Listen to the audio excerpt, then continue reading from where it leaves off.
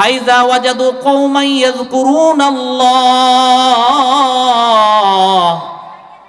যখন এই ফেরেশতাদের দলটি এমন একটা মজলিস পেয়ে যায়, এমন একটা মাহফিল পেয়ে যায় যেখানে দ্বীনের কথা হয়, কোরআনের কথা হয়, হাদিসের কথা হয়, যখন এমন একটা মাহফিল তারা পেয়ে যায়, তা না দাও, একজন আরেকজনকে ডাকতে থাকে আর বলতে থাকে, আরে আরে আমরা যেই মজলিসটা তালাশ করতেছি, যেই মাহফিল তালাশ করতেছি, আমরা যেই জিকিরের মজলিস তালাশ করতেছি, আমরা পেয়ে গেছি। হালুম্মু ইলা হাজাতিকুম, আসো আসো, আমাদের প্রয়োজন পুরা হয়ে গেছে, আমরা আর ঘোরাফেরা করব না, আসো আসো। হালুম্মু ইলা হাজাতিকুম, আসো, আমাদের প্রয়োজন পুরা হয়ে গেছে। একজন ফেরেশতা আরেকজনকে ডাকতে থাকে। নবীজি সাল্লাল্লাহু আলাইহি সাল্লাম বলেন, ইয়াহুফুনাহুম বিআজনিহাতিহিম ইলাস সামাঈদ দুনিয়া, এত পরিমাণ ফেরেশতা সেখানে এক জায়গাতে হয়ে যায়। ইলাস সামাঈদ দুনিয়া, একজনের কাঁধে আরেকজন, একজনের কাঁধে আরেকজন, একজনের কাঁধে আরেকজন, এভাবে আসমান পর্যন্ত পৌঁছে যায়। এই মজলিসের মধ্যে এমন ফেরেশতারা উপস্থিত হয়েছে, আসমান পর্যন্ত পৌঁছে গেছে। আমার কথা না, নবীজির কথা। বুখারী শরীফের হাদিস, 6408 নম্বর হাদিস। নবীজি সাল্লাল্লাহু আলাইহি ওয়াসাল্লাম বলেন, এই দ্বীনি মজলিসের মধ্যে মানুষ যখন চলে আসে, একজন ফেরেশতা আরেকজনকে ডাকতে থাকে, আসমান পর্যন্ত পৌঁছে যায়। আল্লাহ রাব্বুল আলামিন ফায়াসআলুহুম রাব্বুহুম ওয়া হুয়া আ'লামু মিনহুম, আল্লাহ তাআলা ফেরেশতাদেরকে জিজ্ঞাসা করে, মা ইয়াকুলু ইবাদি, আমার ফেরেশতারা বলো তো তোমরা রিয়াজুল জান্নাহ নুরানিয়া হাফিজিয়া কওমি মাদ্রাসার ওই মাহফিলের মধ্যে আমার কিছু বান্দা একত্রিত হয়ে গেছে, মা ইয়াকুলু ইবাদি, আমার বান্দারা কি বলে, বলো তো এরা কি দুনিয়ার কথা বলে না এরা আখিরাতের কথা বলে, এরা কি বলে তোমরা আমাকে বলো তো। আল্লাহ তাআলা জিজ্ঞাসা করছে, অলরেডি এই সময়ে আমার আল্লাহ তাআলা ফেরেশতাদেরকে জিজ্ঞাসা করছেন। সুবহানাল্লাহ বলবেন না? আল্লাহ তাআলা জিজ্ঞাসা করে, অথচ আমার আল্লাহ তাআলা ফেরেশতাদের চাইতেও ভালো জানেন। কি বলেন, ভালো জানে কি জানে না? আমার আল্লাহ তাআলা ভালো জানে। ফায়াসআলুহুম রাব্বুহুম ওয়া হুয়া আ'লামু মিনহুম, আমার আল্লাহ ভালো জানে, এরপরও ফেরেশতাদেরকে জিজ্ঞাসা করে, মা ইয়াকুলু ইবাদি, আমার বান্দারা সেখানে কি বলে। ফেরেশতারা ডাক দেয়া বলে, আল্লাহ, এমন একটা বরকতময় মজলিস, এমন একটা মজলিসের মধ্যে আপনার কিছু বান্দা এক জায়গাতে জমা হয়ে গেছে। ইউসাব্বিহুনাকা ওয়া ইউকাব্বিরুনাকা ওয়া ইউমাজ্জিদুনাকা ওয়া ইয়াহমাদুনাকা, আল্লাহ এরা একত্রিত হয়ে আপনার প্রশংসা করে, আপনার মর্যাদার কথা বলে, আপনার বড়ত্বের কথা বলে, আপনার এক ও অদ্বিতীয় আপনি আপনার ওয়াহদানিয়তের কথা বলে। ওই মজলিসের মধ্যে এরা দুনিয়ার কোনো কথা বলে না। এখানে কি দুনিয়ার কথা হয় নাকি? আমিও নিয়ত করেছি দুনিয়াবি কোনো কথা বলবো না, শুধু কোরআনের 2টা আয়াতের তরজমা করব আর হাদিস 25টা হাদিসের তরজমা করব, এই আমার বয়ান শেষ হয়ে যাবে। অন্য কোনো কথা আশা করা যায় বলবো না, কোরআন এবং হাদিস। এই স্পিকার সাহেব কি বললেন যে হুজুর কোরআন এবং হাদিসের কথা বলবে, 2টা আয়াতের তরজমা আর 25টা হাদিসের তরজমা, আমার বয়ান শেষ। শুনবো ইনশাআল্লাহ। আর অনেক মাহফিল তো শুনেছেন, অনেক কেচ্চা কাহিনী আর গল্প শুনেছেন, আমি সেগুলো বলবো না, কোরআন হাদিস থেকেই বলবো ইনশাআল্লাহ। যদি আপনারা শুনবেন ইনশাআল্লাহ। আল্লাহ তাআলা আমাদেরকে কবুল করেন। ফেরেশতারা বলে, আল্লাহ, সেই মজলিসের মধ্যে দুনিয়াবি কোনো কথা নাই, দুনিয়ার রাজনীতির কোনো কথা নাই, দুনিয়ার ক্ষেত খামার ব্যবসা বাণিজ্যের কোনো কথা নাই। ইউসাব্বিহুনাকা, এরা ওই মজলিসের মধ্যে শুধু আপনার তাসবিহ পড়ে, সুবহানাল্লাহ বলে, আলহামদুলিল্লাহ বলে। মুসলিম শরীফের হাদিস, নবী সাল্লাল্লাহু আলাইহি সাল্লাম বলেন, যেই ব্যক্তি সুবহানাল্লাহ আলহামদুলিল্লাহ বলল, তামলাআনি মা বাইনাস সামাওয়াতি ওয়াল আরদ, আল্লাহ রাব্বুল আলামিন সুবহানাল্লাহ আলহামদুলিল্লাহ বলার কারণে এত বেশি পরিমাণে সওয়াব আল্লাহ তাআলা দান করবেন যে আসমান এবং জমিনের ফাঁকা জায়গাটা ভরে যাবে। সুবহানাল্লাহ আলহামদুলিল্লাহ। হাদিস শরীফের মধ্যে আছে, বুখারী শরীফের হাদিস, নবী সাল্লাল্লাহু আলাইহি সাল্লাম বলেন, যে ব্যক্তি সুবহানাল্লাহ বলল, আল্লাহ রাব্বুল আলামিন জান্নাতে তাকে এত বড় একটা গাছ দিবে, যেই গাছের নিচে তেজ রফতার দ্রুতগামী ঘোড়া 500 বছর চললেও তার ছায়া শেষ হবে না। এই যে সুবহানাল্লাহ বললেন না, আরেকটা গাছ আল্লাহ তাআলা দিয়ে দিলেন। এই যে আবার বললো যে আরেকটা গাছ, যতবার বলবেন ততবার আল্লাহ তাআলা ততটা গাছ দিবে। আরে জান্নাত হলো খালি জায়গা, দুনিয়াতে আমল করবেন আর জান্নাত বনবে। দুনিয়াতে আপনি আমল করবেন, জান্নাতে বালাখানা তৈরি হয়ে যাবে।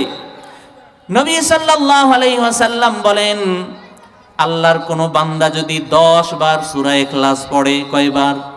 10 বার কেউ যদি সূরা ইখলাস পড়ে, কুল আল্লাহ সূরা পড়ে, তো আল্লাহ রাব্বুল আলামিন তাকে একটা বালাখানা জান্নাতের মধ্যে একটা বিল্ডিং দিয়ে দিবেন। আপনি যদি 20 বার পড়েন 2টা বিল্ডিং, 30 বার পড়লে 3টা বিল্ডিং, যত বিল্ডিং বানাইতে পারেন জান্নাতের মধ্যে, আপনাকে দুদকে এসে ধরবে না। নাকি ধরবে যে এত বিল্ডিং টাকা পাইলা কই, 2 নম্বরই টিয়া আসেনি, এমন না। আপনি জান্নাতে শুধু এখানে আমল করেন আর জান্নাতের মধ্যে শুধু বিল্ডিং বানান। আর ওই বিল্ডিংটা কেমন? লাবিনাতুম মিন যাহাব ওয়া লাবিনাতুম মিন ফিদ্দা, একটা ইট স্বর্ণের হবে তো আর একটা ইট রূপার হবে। আর এই ইটগুলোর যে গাঁথনি হবে, মশলাটা হলো মিশকে আম্বারের সুঘ্রাণ সেখানে ছড়াতে থাকবে। এমন জান্নাত আল্লাহ রাব্বুল আলামিন দিবেন। জান্নাতে যেতে চাই তো ইনশাআল্লাহ। জান্নাত যে কি মজার জিনিস, আল্লাহু আকবার। জান্নাতে গেলে বুঝবেন।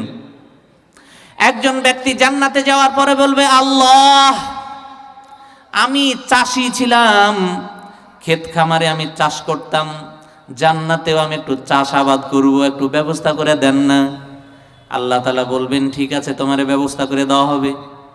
বলে, তুমি কি চাষ করবে? বলে, আমি টমেটো লাগাবো, টমেটো। তো সে এক ক্ষেতের এলাকায় যাবে, টমেটোর বীজ তার হাতে দেওয়া হবে, আর সে বীজটা ছিটাবে। ছিটানোর সঙ্গে সঙ্গে বড় গাছ হয়ে যাবে। আর একদিকে যখন ঘুরে তাকাবে, টমেটো ধরে পেকে গেছে গা। এর নাম হলো জান্নাত। আল্লাহু আকবার। এক মহিলা বলবে, আল্লাহ, দুনিয়াতে আমার কোনো ছেলে সন্তান ছিল না, আমার একটা সন্তানের বড় আশা। বলে, ঠিক আছে, তোমার সন্তান হবে। হযরত জিবরাইল আলাইহিস সালাম ফু দিবেন, আর গর্ভ তার সাথে সাথে বড় হয়ে যাবে। সেখানে সন্তান ভূমিষ্ঠ হবে। ভূমিষ্ঠ হওয়ার পরে তার বয়স হবে 30 বা 33 বছর। এই হাই জান্নাত, যেতে চাই ইনশাআল্লাহ। আল্লাহ রাব্বুল আলামিন ফেরেশতাদেরকে ডাক দেয়া বলে, আমার ফেরেশতারা বলো তো, সেখানে ওই মজলিসের মধ্যে রিয়াজুল জান্নাহ, ওই মাদ্রাসার মাহফিলে যে আমার কিছু গুটি কয়েক বান্দা একত্রিত হয়েছে, বলো তো এদের আসলে চাওয়া কি, এদের পাওয়া কি? বলে, আল্লাহ, ইয়াসআলুনাকা আল জান্নাহ, এরা জান্নাত চাই। এদের পাওয়া কি? বলে, মিম্মা ইয়াতাআওয়াজুন, কোন জিনিস থেকে বাঁচতে চাই?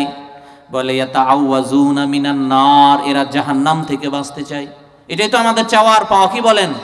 আমাদের চাওয়া আর পাওয়া হলো আমরা জাহান্নাম থেকে বাইচা কেমনে জান্নাতে যাইতে পারি। ফেরেশতাদেরকে আল্লাহ তাআলা বলবেন, আচ্ছা বলো তো, এরা যে শুধু আমার কথা বলে, সুবহানাল্লাহ বলে, আলহামদুলিল্লাহ বলে, আল্লাহু আকবার বলে, তো এরা কি আমাকে দেখেছে? হাল রাআউনি, আমার বান্দারা সেখানে আমার কথা যে বলছে, এরা কি দেখেছে আমাকে? ফেরেশতারা বলবে, লা ওয়াল্লাহি ইয়া রাব্বি, না আল্লাহ, এরা তো আপনাকে দেখে নাই। আল্লাহ তাআলা বলবেন, এরা যদি দেখতো, লাউ রাআউনি, এরা যদি আমাকে দেখতো, কাইফা, তাহলে কি অবস্থা হতো? ফেরেশতারা বলবে, আল্লাহ, এরা যদি আপনাকে দেখতো তাহলে কানু আশাদ্দ লাকা ইবাদা, তাহলে আরো বেশি পরিমাণ তারা ইবাদত বাড়ায় দিত।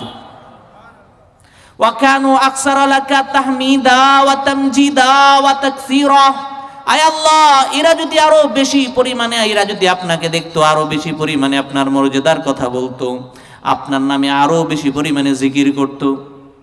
একটু জিকির করি না, লা ইলাহা ইল্লাল্লাহ, লা ইলাহা ইল্লাল্লাহ, লা ইলাহা ইল্লাল্লাহ, লা ইলাহা ইল্লাল্লাহ, মুহাম্মাদুর রাসূলুল্লাহ। হাদিস শরীফের মধ্যে আছে, কানা আকসারু যিকরা, নবী সাল্লাল্লাহু আলাইহি সাল্লাম বেশি বেশি জিকির করতেন। কি করতেন? বেশি জিকির করতেন, না গল্প করতেন বেশি?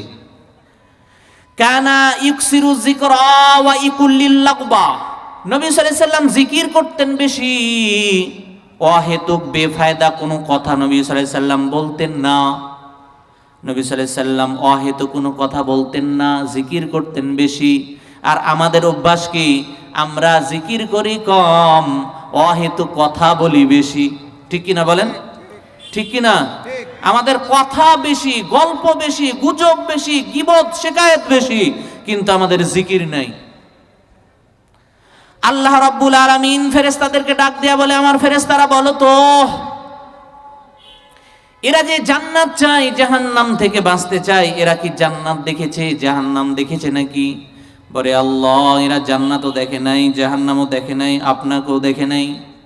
আল্লাহ রাব্বুল আলামিন বলবেন, ফেরেশতারা তোমরা সাক্ষী থাকো, যারা আমাকে দেখে নাই, জান্নাত দেখে নাই, জাহান্নাম দেখে নাই, এরপরে আমার কথা বলে, জান্নাত চাই, জাহান্নাম থেকে বাঁচতে চাই, তোমরা সাক্ষী থাকো, যেই সমস্ত বান্দারা রিয়াজুল জান্নাহ নুরানি হাফিজিয়া কওমি মাদ্রাসার মাহফিলের মধ্যে যারা একত্রিত হয়ে গেছে, ও ফেরেশতারা তোমরা সাক্ষী থাকো, আমি আল্লাহ তাদের জিন্দেগির গুনাহগুলি ক্ষমা করে দিলাম। আল্লাহ রাব্বুল আলামিনের ওয়াদা, যারা আমরা আসতে পেরেছি, আল্লাহ তাআলা আমাদের জিন্দেগির গুনাহগুলিকে ক্ষমা করে দিয়েছেন। আলহামদুলিল্লাহ। সম্মানিত হাজিরিন, আমি আপনাদের সামনে আজকে যে বিষয়টি নিয়ে কথা বলবো, আজকে আমার বিষয়বস্তু হচ্ছে আত্মীয়তার সম্পর্ক, রক্তের সম্পর্ক নিয়ে।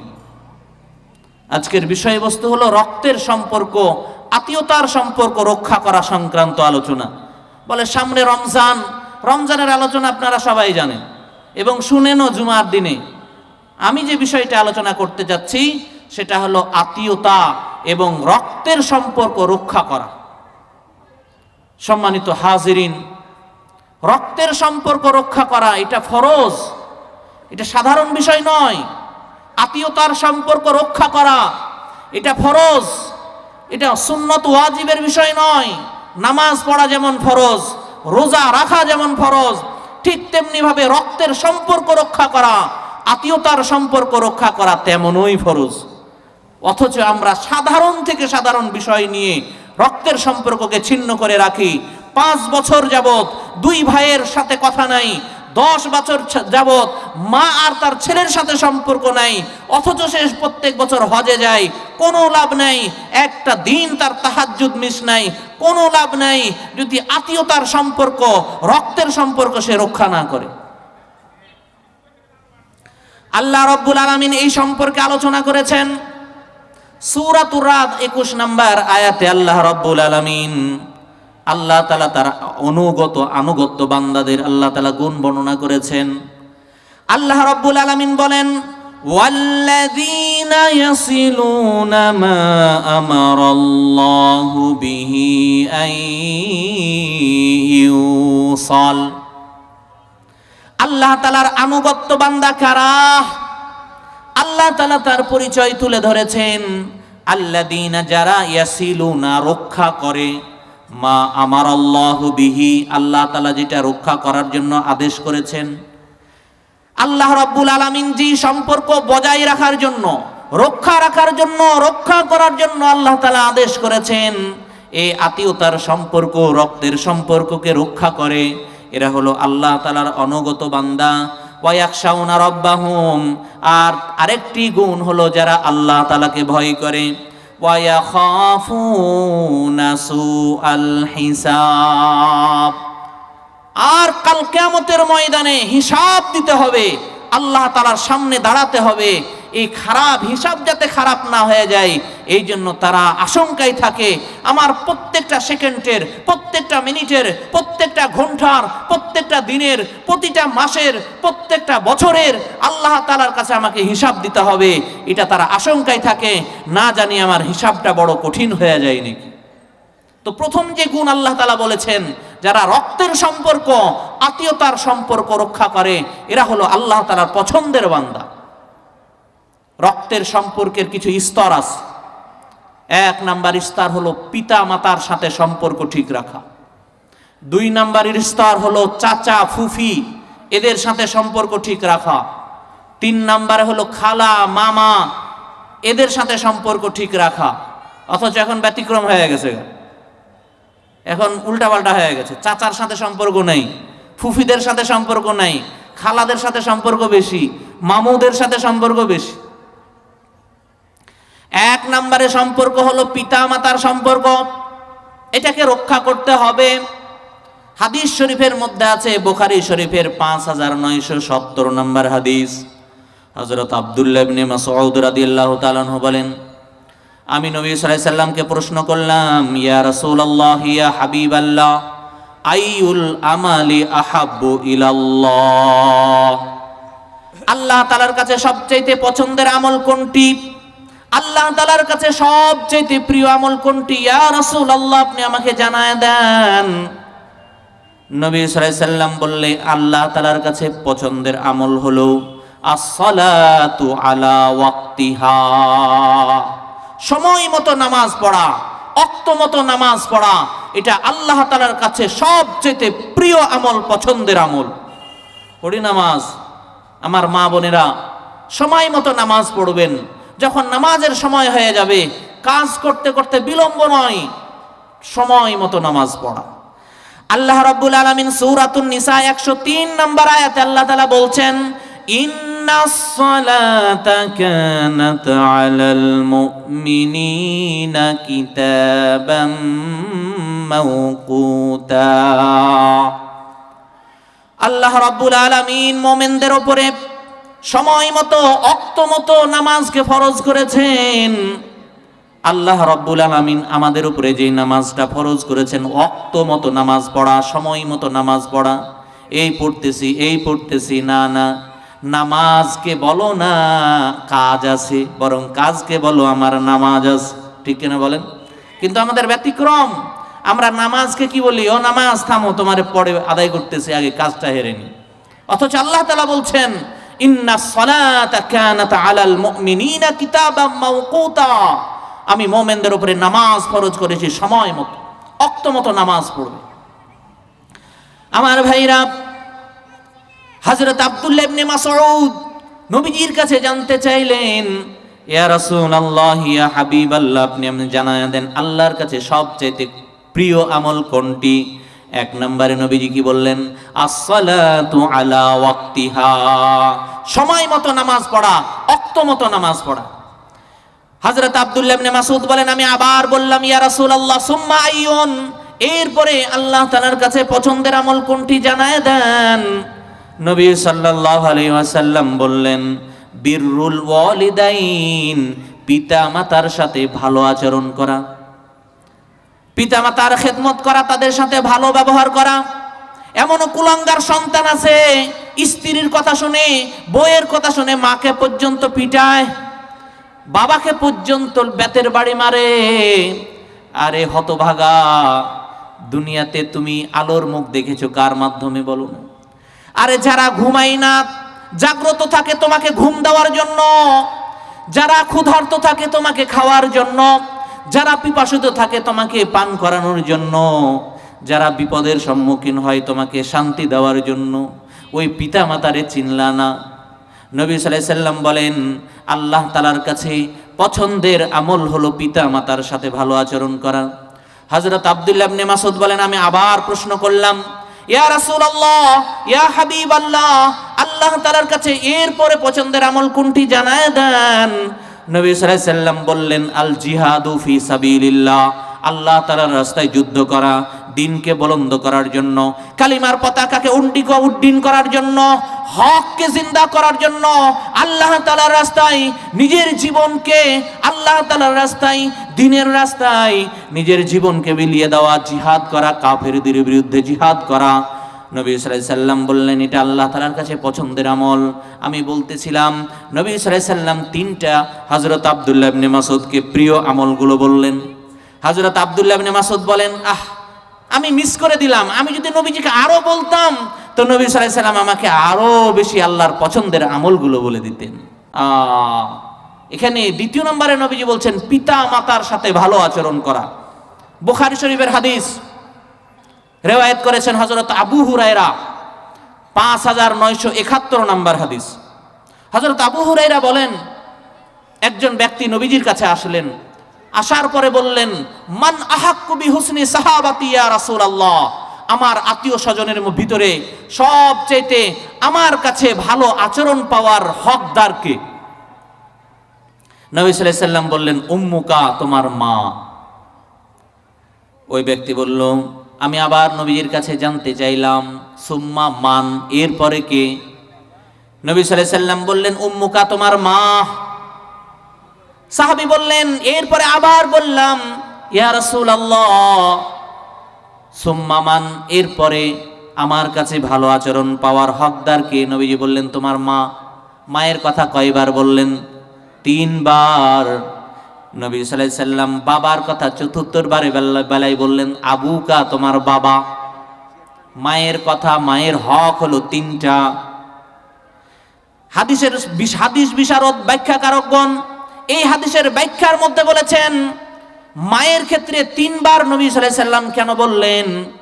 এর কারণ তারা লিখেছে, মা এমন 3টা কষ্ট এমন ধারণ করে, এমন সহ্য করে, যা পৃথিবীর কোনো বাবাকে এই কষ্টগুলো সহ্য করতে হয় না।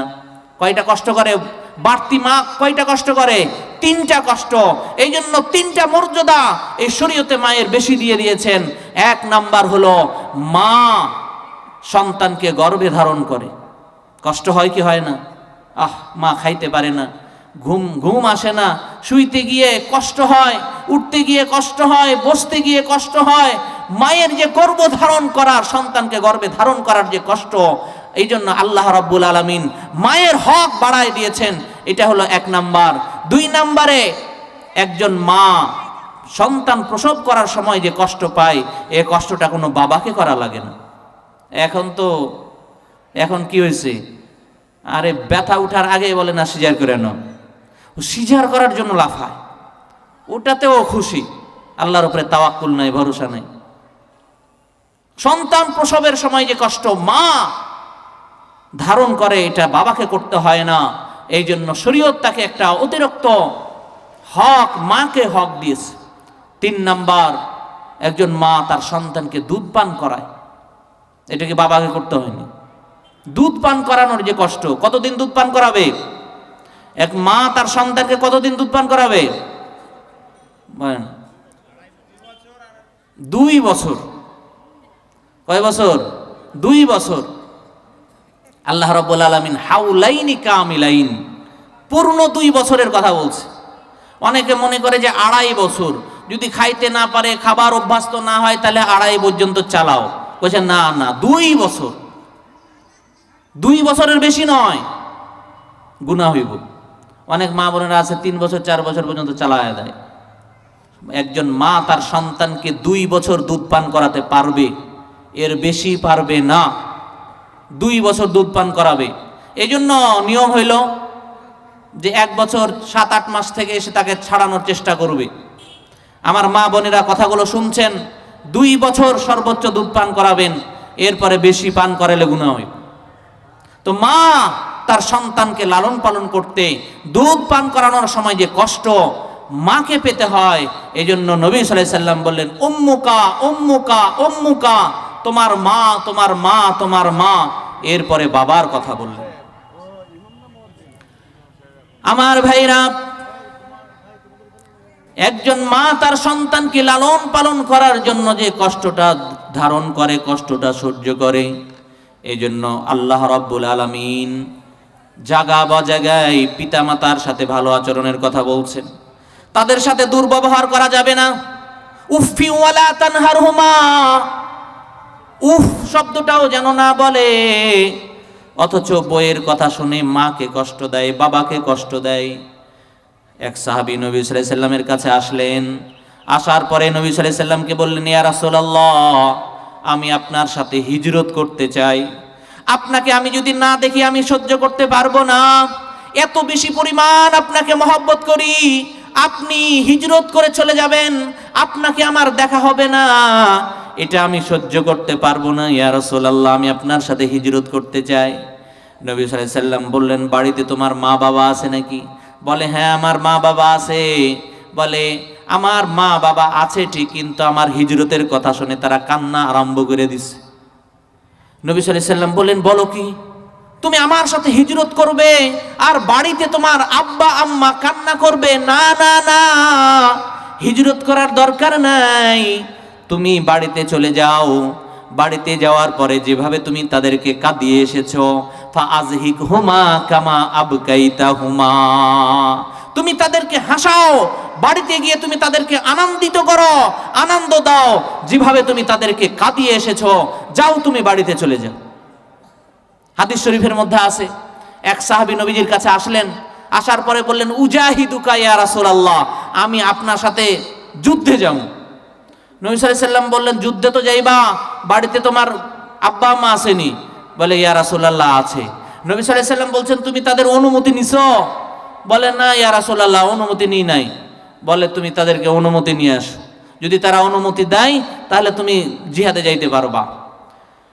নবী সাল্লাল্লাহু আলাইহি সাল্লাম বললেন, আর যদি তুমি অনুমতি না পাও তাহলে ফাফিহিমা, বাড়িতে চলে যাও, পিতামাতার খেদমত করো, ফাজাহিদ ফাজাহিদ, এটাই তোমার জিহাদ। জিহাদ করার সওয়াব তুমি বাড়িতে বসে পেয়ে যাবা যদি তুমি তোমার পিতামাতার খেদমত করতে পারো। আর পিতামাতারে যদি কষ্ট দাও, অবস্থা খারাপ হয়ে যাইব। হাদিস শরীফের মধ্যে আছে, বুখারী শরীফের হাদিস 1133, অর্থাৎ 1133 নম্বর হাদিস।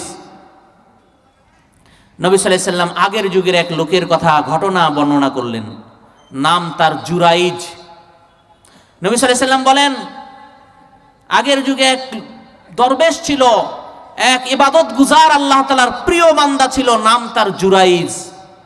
এই জুরাইজে ইবাদত করতেছে, জঙ্গলের মধ্যে চলে গেছে, এক ঝুপড়ি তৈরি করছে, একটা ছোট্ট একটা কুড়ে ঘর তৈরি করেছে, এবং সে নির্জনে গিয়ে জঙ্গলে গিয়ে শুধু আল্লাহ তাআলাকে ডাকতে থাকে, আল্লাহ তাআলার কুদরতি পায়ে লুটিয়ে থাকে, শুধু নামাজ নামাজ, ইবাদত, আল্লাহর জিকির, শুধু ইবাদতের মধ্যে মশগুল থাকে।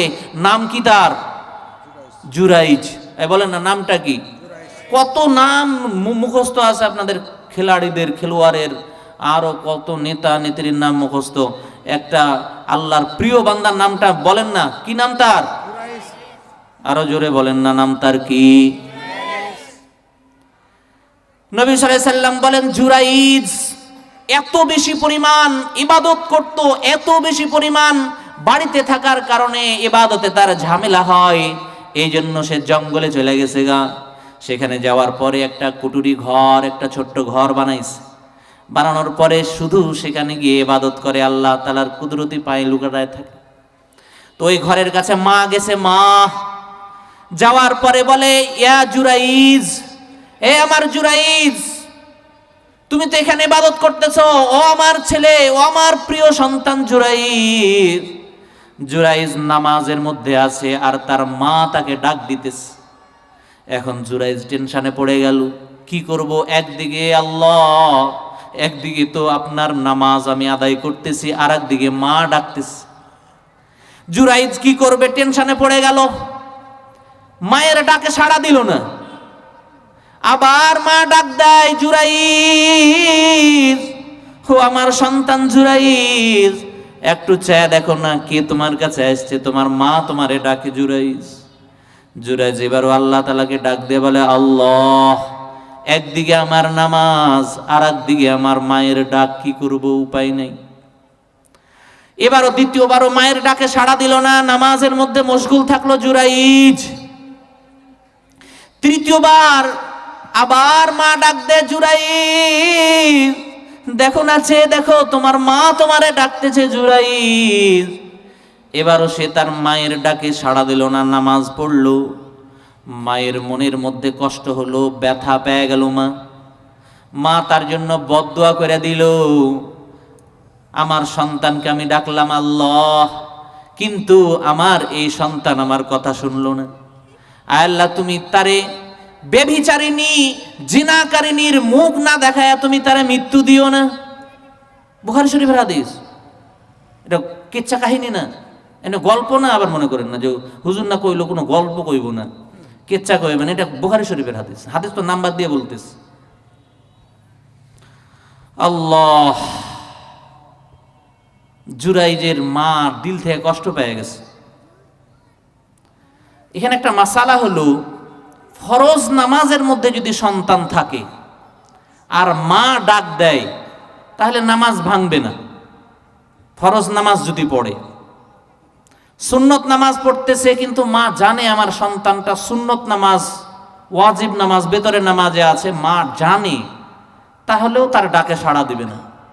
কিন্তু নামাজ যদি নফল নামাজ হয়, আর সুন্নতের ক্ষেত্রে মাসালা হলো সুন্নত পড়তেছে মা জানে না, তাহলে সুন্নত ভেঙে দিবে। আর মা জানে, বাবা জানে যে তার সন্তান সুন্নত নামাজে আছে, তারপরও ডাকতেছে, তাহলে ছাড়বে না। আর যদি নফল নামাজের মধ্যে থাকে, তাহলে মা জানুক আর না জানুক, বাবা জানুক আর না জানুক, মা যদি ডাক দেয় নফল নামাজ ছেড়ে দাও, মায়ের ডাকে সাড়া দাও। মার বদদুয়ার দোয়া লেগে গেছে গা, আয় আল্লাহ আমি ব্যথা পাইলাম, যেই সন্তানকে গর্ভে ধারণ করলাম, আমি মা হয়ে তারে 3টা ডাক দিলাম, এরপরে আমার সন্তান কথা শুনলো না। আল্লাহ যেভাবে সে আমাকে বেইজ্জত করছে, আপনিও আমার সন্তানকে বেইজ্জত করে দিন। এলাকার মধ্যে ব্যভিচারিণীর মুখ না দেখায় তার মৃত্যু দিয়েন না। মায়ের বদদুয়া লেগে গেছে। একটা ঘটনা আছে, আলকামা রাদিয়াল্লাহু তাআলা আনহুর ব্যাপারে ঘটনাটা আছে, শুনছেন আপনারা? মৃত্যুর সময়ে জবান দ্বারা কালিমা আইতেছে না, তো নবী সাল্লাল্লাহু আলাইহি সাল্লাম বলছেন যে এর মা বেঁচে আছে নাকি? বলে যে হ্যাঁ বেঁচে আছে। তো মাকে ডাকা হলো, মা আসলো। তো মাকে বলা হলো যে দেখেন আপনার সন্তান কালিমা পড়তে পারতেছে না, এই মৃত্যুর সময়ে জবান তার খুলতেছে না, আপনি কি তার কাছ থেকে কোনো কষ্ট পাইছেন নাকি? বলে যে হ্যাঁ, আমি আমার সন্তানের থেকে আমি কষ্ট পেয়েছি, আমি আমার সন্তান কষ্ট পেয়েছি। সন্তান যদি মাকে কষ্ট দেয়, বাবাকে কষ্ট দেয়, মৃত্যুর সময় তার কালিমা নসিব হবে না, জবান খুলতেছে না, কালিমা পড়তে পারতেছে না। নবী সাল্লাল্লাহু আলাইহি সাল্লাম বললেন আপনি তাকে মাফ করে দেন, আপনি যদি তাকে মাফ করে দেন তার জবান খুলে যাবে, মৃত্যুর সময় পড়বে লা ইলাহা ইল্লাল্লাহু মুহাম্মাদুর রাসূলুল্লাহ সাল্লাল্লাহু আলাইহি ওয়াসাল্লাম। মা বলতেছেন আমি তারা মাফ করুম না, মা মাফ করতে চায় না, মা তারে মাফ করতে চায় না। নবী সাল্লাল্লাহু আলাইহি সাল্লাম বললেন তাহলে লাকড়ি নিয়ে আসো, খড়ি নিয়ে আসো, এরে দুনিয়ার মধ্যে আগুন দিয়া জ্বালাই দেবো। মা তো হতভম্ব, কিরে দুনিয়াতে আগুন দিয়া জ্বালাই দিবে? না না না, মায়ের চোখ দিয়ে ঝরঝর করে পানি গড়ায় গেল, আমার সন্তানরে আগুন দ্বারা পোড়াইতে পারবা না। বলে আরে দুনিয়ার এই আগুন সহ্য করতে পারো না মা তুমি, আর তুমি তারে মাফ যদি না করো, ক্ষমা যদি না করো, তার উপরে যদি তুমি সন্তুষ্ট না হয়ে যাও, তাহলে তোমার সন্তানকে আল্লাহ তাআলা জাহান্নামে দিবে। দুনিয়ার আগুন সহ্য করতে পারবা না তুমি মা, তাহলে তোমার সন্তান জাহান্নামের আগুন সহ্য করবে কেমনে? মা তো, মায়ের অন্তর তো নরম, মা ক্ষমা করে দিছে, আমি আমার সন্তানরে ক্ষমা করে দিলাম। যখন মা বলছে যাও আমি আমার সন্তানকে ক্ষমা করে দিলাম, সাথে সাথে জবান খুলে কালিমা পড়ছে লা ইলাহা ইল্লাল্লাহু মুহাম্মাদুর রাসূলুল্লাহ। তবে এই ঘটনাকে অনেকে বলছে সহিহ সনদের মধ্যে, সহিহ হাদিসের কিতাবগুলোতে এটা পাওয়া যায় না। যাই হোক, মা এমন এক প্রিয় আর আপনজন। হযরত আসমা রাদিয়াল্লাহু তাআলা আনহা নবীজির কাছে গেছেন মাসালা জিজ্ঞাসা করার জন্য, ফতোয়া আনার জন্য। হযরত আসমা রাদিয়াল্লাহু তাআলা আনহা নবীজির কাছে গিয়া বলে, ইয়া রাসূলুল্লাহ, আমার মা এখনো মুসলমান হয় নাই, আমার মা মুশরিকা, এই মুশরিকা মায়ের খেদমত কি আমাকে করতে হবে নাকি? নবী সাল্লাল্লাহু আলাইহি সাল্লাম বললেন, তোমার মা মুশরিকা হতে পারে, তারপরেও তো তোমার মা, তুমি তোমার মায়ের খেদমত করো, তুমি তোমার মায়ের সম্মান করো। একজন মুশরিকা মায়ের খেদমত যদি একজন মুসলমানকে করতে হয়, তাহলে একজন মুসলমান মায়ের খেদমত করতে হবে নাকি তাকে ওই বৃদ্ধাশ্রমে রেখে আসতে হবে? আল্লাহ। সম্মানিত হাজিরিন, আমি আপনাদের সামনে বলছিলাম আত্মীয়তার সম্পর্ক, রক্তের সম্পর্কের আলোচনা করব। মা বাবার সাথে খেদমত, মায়ের ভালো আচরণ, এটা হলো সবচেয়ে বড় রক্তের সম্পর্ক রক্ষা করা। হাদিস শরীফের মধ্যে আছে, বুখারী শরীফের হাদিস 6018 নম্বর হাদিস। নবী সাল্লাল্লাহু আলাইহি সাল্লাম বলেন, মান কানা ইউমিনু বিল্লাহি ওয়াল ইয়াউমিল আখির ফালিয়াসিল রাহিমাহু, যে ব্যক্তি আল্লাহকে বিশ্বাস করে, আখিরাতকে বিশ্বাস করে, সে যেন আত্মীয়তার হক রক্ষা করে, রক্তের সম্পর্ক ঠিক রাখে। রক্তের সম্পর্ক, সামান্য থেকে সামান্য বিষয় নিয়ে রক্তের সম্পর্ক ছিন্ন করা যায় না। হাদিস শরীফের মধ্যে আছে, এক সাহাবী নবী সাল্লাল্লাহু আলাইহি সাল্লামের কাছে জানতে চাইলেন, 2558 নম্বর হাদিস মুসলিম শরীফের। যে প্রশ্নটা আমাদেরও হয়, এই প্রশ্নটা আমাদেরও হয়। এক সাহাবী নবীজির কাছে আসলেন, আসার পরে বললেন, ইন্নালি করাবাতান ইয়া রাসূলুল্লাহ, আমার কিছু আত্মীয় আছে, আমার কিছু রক্তের সম্পর্কের লোক আছে, আমি এদের সাথে ভালো আচরণ করি, কিন্তু ওয়ায়াক্তাউনি, তারা আমার সাথে সম্পর্ক ছিন্ন করে দেয়। ওয়া উসিনু ইলাইহিম ওয়া ইউসিউনা ইলাইয়া, আমি আমার ভাইয়ের সাথে ভালো আচরণ করি, কিন্তু আমার ভাই আমার সাথে ভালো আচরণ করে না। এরপরেও কি রক্তের সম্পর্ক ঠিক রাখতে হবে নাকি? নবী সাল্লাল্লাহু আলাইহি সাল্লাম বললেন, ফাইন কুনতা কামা কুলতা, তুমি যা বলছো বিষয়টা যদি এমন হয়, ফাকা আন্নামা তুসিফুহুমুল মাল্লা, তাহলে যেন তুমি গরম ছাই তোমার ভাইয়ের মুখে ঢুকিয়ে দিলে। তুমি তার সাথে কথা বলতে চাচ্ছ, কিন্তু তোমার ভাই তোমার সাথে কথা বলতে চায় না। নবী সাল্লাল্লাহু আলাইহি সাল্লাম বলেন, তাহলে তুমি যেন গরম ছাই তোমার ভাইয়ের মুখে ঢুকিয়ে দিলে। এরপরে যে কথাটা নবীজি বলছেন, ভালো করে শুনেন, লা ইয়াজালু মাকা মিনাল্লাহি যাহিরুন আলাইহিম, নবীজি বলছেন, তোমার ভাই তোমার সাথে সম্পর্ক ছিন্ন করছে, তোমার চাচা তোমার সাথে সম্পর্ক ছিন্ন করছে, তোমার বোন তোমার সাথে সম্পর্ক ছিন্ন করে রেখেছে। ও মা, একজন আরেকজনের সাথে, এক বোন আরেক বোনের সাথে সম্পর্ক নেই। নবী সাল্লাল্লাহু আলাইহি সাল্লাম বলছেন, তুমি যদি এটা করতে পারো, সে তোমার সাথে সম্পর্ক ছিন্ন করছে, এরপরে তুমি যদি জোড়া লাগাইতে পারো, তাহলে আল্লাহ রাব্বুল আলামিন তোমার জন্য এমন একজন ফেরেশতা নিযুক্ত করে দিবেন, যাহিরুন আলাইহিম, যেই ফেরেশতা শুধু তোমার জন্য রহমতের দোয়া করতে থাকবে। কতদিন? নবী সাল্লাল্লাহু আলাইহি সাল্লাম বলেন, মা দুমতু আলা যালিক, যতদিন তুমি এটা চেষ্টা করতে থাকবা, আমার ভাই আমার সাথে কথা বলে না, আমার চাচা আমার সাথে কথা বলে না, আমার ফুফি আমার সাথে কথা বলতে চায় না, না না, এটা হইতে পারে না, আমি আত্মীয়তার সম্পর্ক নষ্ট করব না। দুইটা অপরাধ এমন আছে, যেই দুই অপরাধের শাস্তি আল্লাহ তাআলা দুনিয়াতেই দিবেন। আবু দাউদ শরীফ 4902 নম্বর হাদিস। হাদিস শরীফের মধ্যে আছে, নবী সাল্লাল্লাহু আলাইহি সাল্লাম বলেন, মা মিন যামবিন আজদারু আন ইউআজ্জিলাল্লাহু লিসাহিবাতি আল উকুবা। নবী সাল্লাল্লাহু আলাইহি সাল্লাম বলেন, এমন কোন গুনাহ নাই যেই গুনাহের শাস্তি আল্লাহ তাআলা দুনিয়াতেই দিবেন। এমন কোন গুনাহ নাই, গুনার শাস্তি কোথায় হবে? আখিরাতে হবে। নবী সাল্লাল্লাহু আলাইহি সাল্লাম বলেন, এমন কোন গুনাহ নাই যেই গুনাহের শাস্তি আল্লাহ তাআলা দুনিয়াতে দিবেন, তবে দুইটা গুনাহ এমন আছে যে দুইটা গুনার শাস্তি আল্লাহ তাআলা দুনিয়াতেও দিবেন, আখিরাতেও দিবেন। কয়টা গুনাহ বলেন না? কয়টা অপরাধ? যেই দুই অপরাধ এমন আছে যেই দুই অপরাধের শাস্তি আল্লাহ তাআলা দুনিয়াতেও দিবেন। মা মা ইয়াদাখিরু লাহু ফিল আখিরা, আখিরাতেও তো তার জন্য শাস্তি হবেই, আখিরাতে তো হবেই, কিন্তু দুনিয়াতে আল্লাহ তাআলা তার শাস্তি দিবেন। দুইটা অপরাধ, দুইটা গুনাহ এমন আছে যে দুইটা গুনাহের শাস্তি আল্লাহ তাআলা দুনিয়াতেই দিবেন।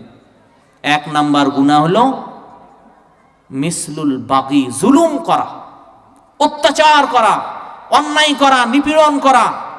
এই গুনাহের শাস্তি আল্লাহ তাআলা দুনিয়াতেই দিবেন। আর দ্বিতীয় নাম্বার হলো কতিআতুর রহিম, সম্পর্ক, রক্তের সম্পর্ক ছিন্ন করে দেওয়া। কেউ যদি রক্তের সম্পর্ক ছিন্ন করে, সামান্য বিষয় নিয়ে, শুধু দাওয়াত দেয় নাই, ছেলের বিয়েতে দাওয়াত দেয়নি, বোনে ভাইগনার বিয়েতে দাওয়াত দেয় নাই মামারে, এই জন্য 10 বছর কথা বলে না, কাউকে আর ওর বাড়িতেও যেতে দেয় না। আরে মোটরসাইকেল চাইছিল জামাই, তো এখন শ্বশুরে দেয় নাই, এই জন্য সে তো 15 বছর ধরে শ্বশুর বাড়ি যায় না, ওই বউরে পাঠায় না। অপরাধ সাধারণ, এটা অপরাধ নয়। আত্মীয়তার সম্পর্ক, রক্তের সম্পর্ক ছিন্ন করে এটা সাধারণ কোনো অপরাধ নয়। আমরা কি এটা মামুলি মনে করি, এটাকে আমরা সাধারণ মনে করি, কিন্তু এটা এত বড় অপরাধ যে অপরাধের শাস্তি আল্লাহ তাআলা দুনিয়াতেই দিবেন।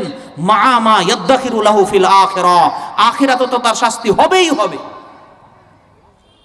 হাদিস শরীফের মধ্যে আছে, নবী সাল্লাল্লাহু আলাইহি সাল্লাম বলেন, সালাসাতুন লা ইয়াদখুলুনাল জান্নাহ, তিনটা অপরাধ এমন আছে যেই তিন অপরাধের শাস্তির কারণে আল্লাহ তাআলা তাদেরকে জান্নাতের সুঘ্রাণ আল্লাহ তাআলা দিবেন না। কয়টা অপরাধ বলেন না? সালাসাতুন লা ইয়াদখুলুনাল জান্নাহ, তিন শ্রেণীর মানুষ এমন আছে এরা জান্নাতে যাইতে পারবে না, জান্নাতের গন্ধও পাবে না। কয় শ্রেণীর? এই আমি তো কেচ্চা কাহিনী বলতেছি না, হাদিস থেকেই বলতেছি। কয় শ্রেণীর বলেন? 3 শ্রেণীর মানুষ এমন আছে, লা ইয়াদখুলুনাল জান্নাহ, এরা জান্নাতে যাইতে পারবে না। কয় শ্রেণীর মানুষ? 1 নাম্বার নবীজি বলেন মুদমিনুল খমার, যারা মদখোর, মদ খায়, শরাব খায়, মদ পানে অভ্যস্ত, লা ইয়াদখুলুনাল জান্নাহ, এরা জান্নাতে যাইতে পারবে না। 2 নম্বরে নবীজি বলেন কাতিয়াতুর রহিম, রক্তের সম্পর্ক ছিন্নকারী জান্নাতে যাইতে পারবে না। 3 নম্বরে নবীজি বলেন মুসাদ্দিকুম বিল আসহার, যারা জাদু টোনায় বিশ্বাসী, যারা জাদুতে বিশ্বাসী, এই 3 শ্রেণীর ব্যক্তি এরা জান্নাতে যাইতে পারবে না। কয় শ্রেণীর? নবী সাল্লাল্লাহু আলাইহি ওয়াসাল্লাম বলেন লা ইয়াদখুলুনাল জান্নাতা কাতি', যারা রক্তের সম্পর্ক ছিন্ন করে রেখেছো, বাবার সাথে কথা বলো না, সামান্য বিষয় নিয়ে মায়ের সাথে কথা বলো না, সামান্য বিষয় নিয়ে বোনের সাথে কথা বলো না। নবী সাল্লাল্লাহু আলাইহি ওয়াসাল্লাম বলেন লা ইয়াদখুলুনাল জান্নাতা কাতি', যারা রক্তের সম্পর্ক ছিন্ন করে রেখেছে, যারা আত্মীয়তার সম্পর্ক ছিন্নকারী, এরা জান্নাতে যাইতে পারবে না। মুসলিম শরীফের হাদিস, আম্মা জান আয়েশা রাদিয়াল্লাহু তাআলা আনহা বলেন আর রহিম মুআল্লাকাতুম বিল আরশি, আত্মীয়তার সম্পর্ক আরশ মহল্লার কাছে ঝুলা ঝুলা আল্লাহ তাআলাকে ডাইকা ডাইকা বলতে থাকে মান ওয়াসালানি ওয়াসালতা, আয় আল্লাহ, যারা আত্মীয়তার সম্পর্ক রক্ষা করে আপনিও কিন্তু তাদের সাথে সম্পর্ক রক্ষা করবেন। আর যারা আত্মীয়তার সম্পর্ক রক্ষা করে না, রক্তের সম্পর্ক যারা রক্ষা করে না, যারা সামান্য বিষয় নিয়ে রক্তের সম্পর্ক ছিন্ন করে রেখেছে, আয় আল্লাহ আপনিও তাদের সাথে সম্পর্ক ছিন্ন করে রাখবেন। কে বলে? রহিম, আত্মীয়তার সম্পর্কের একটা আকৃতি থাকবে, এটা আরশ মহল্লায় নবীজি বলেন। মুসলিম শরীফের হাদিস আল রহিম মুআল্লাকাতুম বিল আরশ, আরশ মহল্লার কাছে ঘুরা ঘুরা এই আত্মীয়তার সম্পর্ক বলতে থাকে। বুখারী শরীফের হাদিসে আছে, নবী সাল্লাল্লাহু আলাইহি সাল্লাম বলেন, হাদিসে কুদসি, বুখারী শরীফের হাদিস, আল্লাহ রাব্বুল আলামিন যখন সব মাখলুক সৃষ্টি করলেন, লাম্মা খালাকাল্লাহুল খালকা, সৃষ্টি করার পরে আত্মীয়তার সম্পর্ক এক জায়গাতে দাঁড়ায় গেছে। আল্লাহ রাব্বুল আলামিন বলেন মাহ, আরে থামো, তুমি কি করো? আত্মীয়তার সম্পর্ক আল্লাহ তাআলার কাছে দাঁড়ায় বলে হাজা মাকামুল আইযি বিকা মিনাল কাতিয়া, আয় আল্লাহ, এটা তো হলো সেই স্থান যে স্থানে দাঁড়ায়া আত্মীয়তার সম্পর্ক ছিন্নকারীদের ব্যাপারে আপনার জন্য অভিযোগ দেওয়া যায়। আল্লাহ রাব্বুল আলামিন বলে আরে কি আর অভিযোগ দিবা? তোমারে আমি একটা কথা বলবো, তুমি কি এই কথায় রাজি হয়ে যাবা? আমি তোমাকে একটা কথা বলবো, এই কথায় কি তুমি রাজি হবা? বলে আল্লাহ আপনি বলেন, কি কথা আপনি বলবেন? বলে আমি আল্লাহ তোমাকে কথা দিতেছি, যারা রক্তের সম্পর্ক ছিন্ন করে রাখবে, যারা আত্মীয়তার সম্পর্ক ছিন্ন করে রাখবে, আমি আল্লাহ তোমাকে কথা দিলাম, আমি আল্লাহ তার সাথে সম্পর্ক ছিন্ন করে রাখবো। নাউজুবিল্লাহ বলবেন না? আমার ভাইরা, আত্মীয়তার সম্পর্ক রক্ষা করলে, রক্তের সম্পর্ক রক্ষা করলে কি হয়? বুখারী শরীফের হাদিস, যেই জন্য আমরা সবচেয়ে বড় পেরেশান, যেই কারণে আমরা সবচেয়ে বেশি চিন্তিত, বুখারী শরীফের হাদিস, নবী সাল্লাল্লাহু আলাইহি সাল্লাম বলেন, মান আহাব্বা আন ইয়াবসুতা লাহু ফি রিজকি, যে ব্যক্তি চায় আল্লাহ তাআলা তার রিজিকের মধ্যে বৃদ্ধি করে দিবে, ওয়া ইনসা লাহু ফি আসারি, আর যে ব্যক্তি চায় তার হায়াতকে আল্লাহ তাআলা বৃদ্ধি করে দিবে, ফাল ইয়াসিল রহিমা, সে যেন তার রক্তের সম্পর্ক ঠিক রাখে। কি বলছেন? কি বলেছেন নবীজি? বুখারী শরীফের হাদিস। নবী সাল্লাল্লাহু আলাইহি সাল্লাম বলেন, যে ব্যক্তি রক্তের সম্পর্ক ঠিক রাখবে আল্লাহ তাআলা তার হায়াতে বরকত দিবেন, তার সম্পদের মধ্যে আল্লাহ তাআলা বরকত দিবেন। একটা ঘটনা বলতে চাইনি, তারপরেও বলতে হচ্ছে এই হাদিসের কারণে।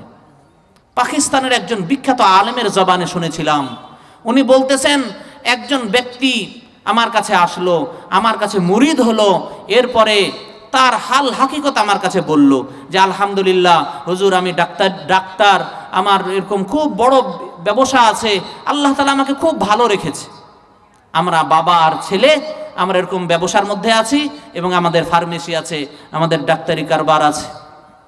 তো কিছুদিন পরে ওই ছেলের বাবা, ওই ব্যক্তিটি আবার হুজুরের কাছে আসছে, আসার পরে বলে, বড় অভাবের মধ্যে আছি, কি যেন হলো আমাদের সংসার থেকে অভাব দূর হইতেছে না, আমাদের সংসার থেকে এরকম শুধু অভাব আর অভাব, আর ঋণ, বড় ঋণের বোঝার মধ্যে আমি আছি, আমার দিনকাল খুব খারাপ যাইতেছে, একটু আমার জন্য দোয়া করেন, শুধু দোয়া খায়ের জন্য আপনার কাছে আসা।